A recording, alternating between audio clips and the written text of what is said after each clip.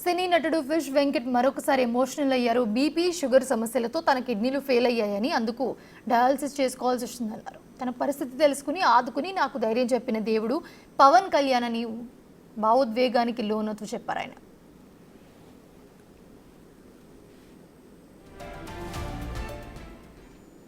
పవన్ కళ్యాణ్ బిజీగా ఉన్నా తనను చూసి పలకరించి విషయం తెలుసుకుని వెంటనే 2 లక్షలు బ్యాంకు ఖాతాలో వేయించారని చెప్పారు. తనకు ధైర్యం చెప్పినట్లుగా తెలిపారు. తన వంతు సహాయాన్ని చేస్తానని చెప్పి అధైర్యపడవద్దన్నారని, నా జీవితంలో ఆయన చేసిన మేలును, ఆ మాటలను ఎప్పుడూ మర్చిపోలేనంటూ ఆవేదన వ్యక్తం చేశారు ఫిష్ వెంకట్. అందరికీ హృదయపూర్వక నమస్కారం. షుగర్ వచ్చి బీపీ పెరిగి బాగా క్రిటికల్గా ఉంది నా పరిస్థితి. అట్లనే కిడ్నీలు కూడా ఫెయిల్ అయ్యి day by day daily dialysis జరుపుకుంటున్నా.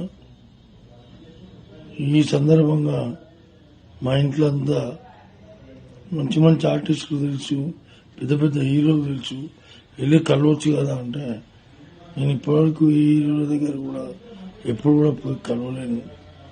ఒక పవన్ సార్ అన్న కలుద్దామనే ఆలోచనతో పవన్ సార్ దగ్గరికి వెళ్ళి సార్ ఇట్లా సంగతి సార్ అని చెప్పాను. ఇమీడియట్ గా స్పందించారు.